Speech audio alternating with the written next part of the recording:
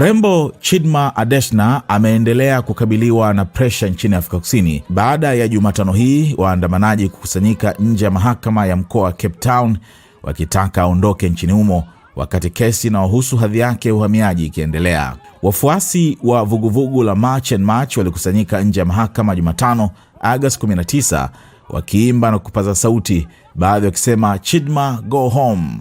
Adetshina alipowasili mahakamani alizingirwa na waandishi wa habari pamoja na waandamanaji, hali iliyomlazimu kuharakisha kuingia ndani ya jengo la mahakama. Baadhi ya waandamanaji walibeba mabango yenye ujumbe uliosomeka "She claimed Nigeria and was crowned Miss Nigeria", huku bango jingine likisema wahamiaji wasio halali ni mzigo kwa Afrika Kusini. Mvutano huo una mizizi katika sakata lililoanza wakati Adetshina akiwa mshiriki wa Miss South Africa mwaka 2024. Alikuwa miongoni mwa washiriki waliokuwa wakigombea nafasi ya kuiwakilisha nchi hiyo, lakini uraia na asili ya familia yake vikazua mjadala mkubwa, hasa kutokana na babake kuwa Mnigeria.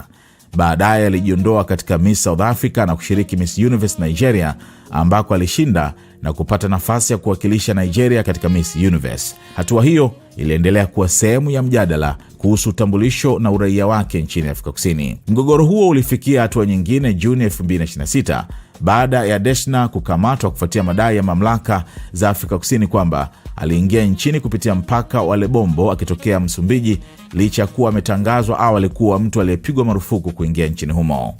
Kwa sasa Adetshina anapinga hatua za serikali zinazolenga kumweka kizuizini, akisubiri uwezekano wa kufukuzwa Afrika Kusini, huku timu yake ya wanasheria ikipinga msimamo wa mamlaka.